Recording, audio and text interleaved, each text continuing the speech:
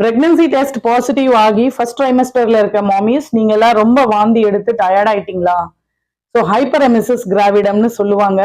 பிரெக்னன்சில வர வாந்தி. ஆக்சுவலி ஏன் வாந்தி வருது அப்படின்னா, கன்சீவ் ஆனதுக்கு அப்புறமா உங்களோட பாடியில ஆகிற ஹார்மோனல் சேஞ்சஸ் தாங்க இதுக்கு காரணம்.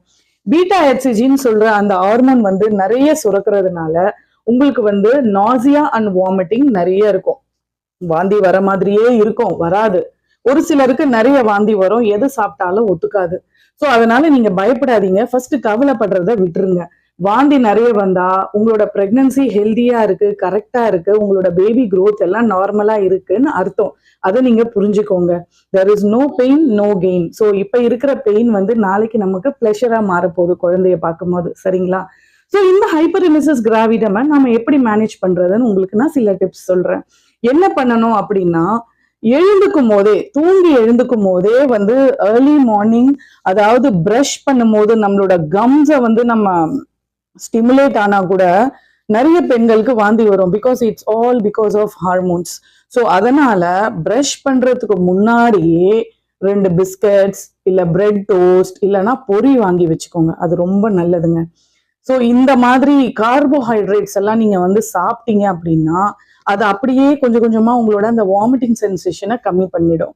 ஸோ அதுக்கப்புறமா ஸ்மால் அண்ட் ஃப்ரீக்வெண்ட் மீல்ஸ், கொஞ்சம் low masala low oil fried items எல்லாம் கம்மி பண்ணி நீராகாரமா தினமும் ஒரு இளநீர் குடிக்கிறது, ஆரஞ்சு ஜூஸ், சிட்ரஸ் ஜூஸ் எடுத்துக்கோங்க. ஆரஞ்சு ஜூஸ், கிரேப் ஜூஸ் இதெல்லாம் ஓகேவா? ஸோ இந்த மாதிரி லெமன், ஸ்வீட் லைம் இதெல்லாம் நீங்க எடுக்கும்போது கொஞ்சம் உங்களுக்கு அந்த வாமிட்டிங் சென்சேஷன் கம்மியாகி வந்து கொஞ்சம் கொஞ்சமா சாப்பிடலாம், சரி பண்ணிடலாம்.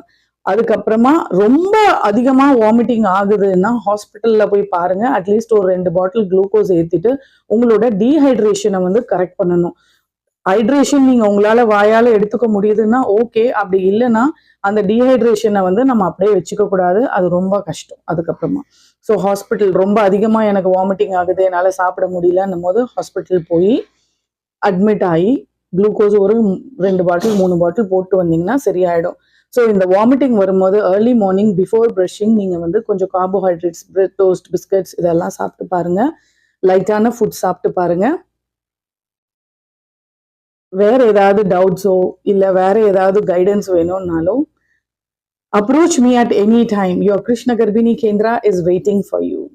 Thank you.